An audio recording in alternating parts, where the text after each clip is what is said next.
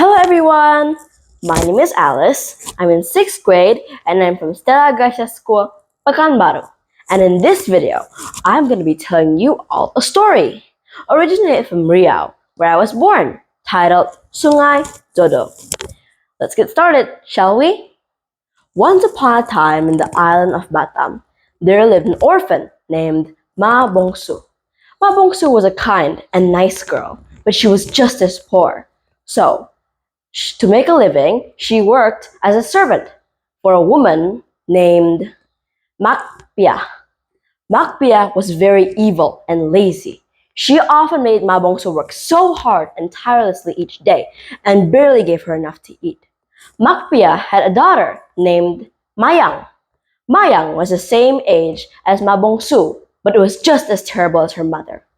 Each night, Ma Bongsu prayed to the gods, hoping for a better life. One day, as Ma Bongsu went to the river to wash clothes, she looked into the river and saw a giant snake. "Snake!" she screamed and ran away.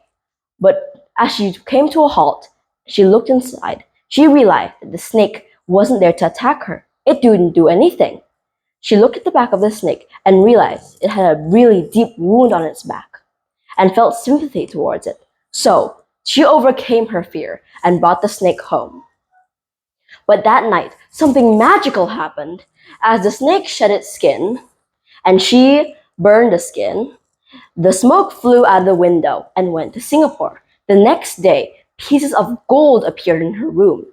She did the same the next day, but this time the smoke flew to Lampung, where the next day, stacks and stacks of colorful silk cloth appeared. After Ma Bongsu did this quite a few times, she became very rich, even richer than Makpia. Makpia became very jealous and began spreading rumors all around town about how she thought that Ma Bongsu had a genie in her house. "I bet she has a genie in her house. That's why she's so rich," she told to all the neighbors. But the neighbors, who had been helped by Ma Bongsu before, disagreed. "Of course not. Why would we care as long as she's generous towards us? Ever since Ma Bongsu became rich, she's been giving us most of her riches. We should be at least grateful that she did this to us." So they ignored Makpia. But Makpia couldn't keep her curiosity contained and decided to sneak into Ma Bongsu's house.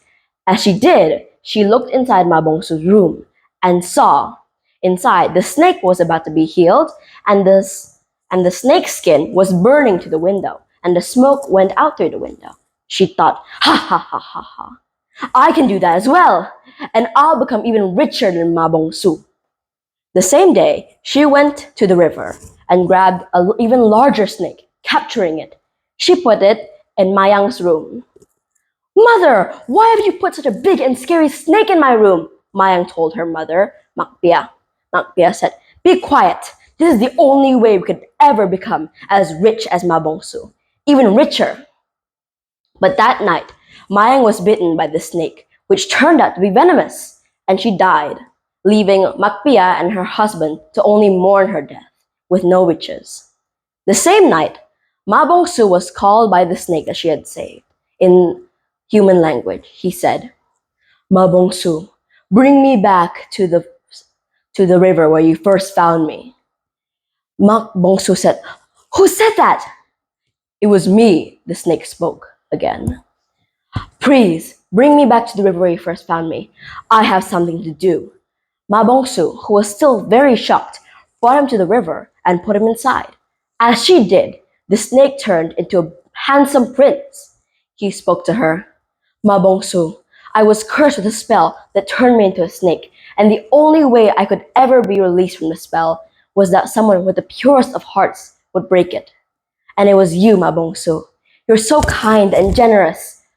Will you marry me?" Ma Bongsu, who was extremely happy, said, "Yes, I will. Of course I would marry you." And they got married. The skin of the snake that the prince used to be turned into a mansion where they both lived happily ever after. Now, the river where the prince proposed is now called Sungai Jodo, also known as River of Soulmates. That's because Ma Bongsu found her soulmate at the river. Also, the moral of the story is, don't ever be greedy and don't ever be jealous of what someone has more than you. Instead, be kind and generous to someone, no matter what you have. Thank you for listening. Bye.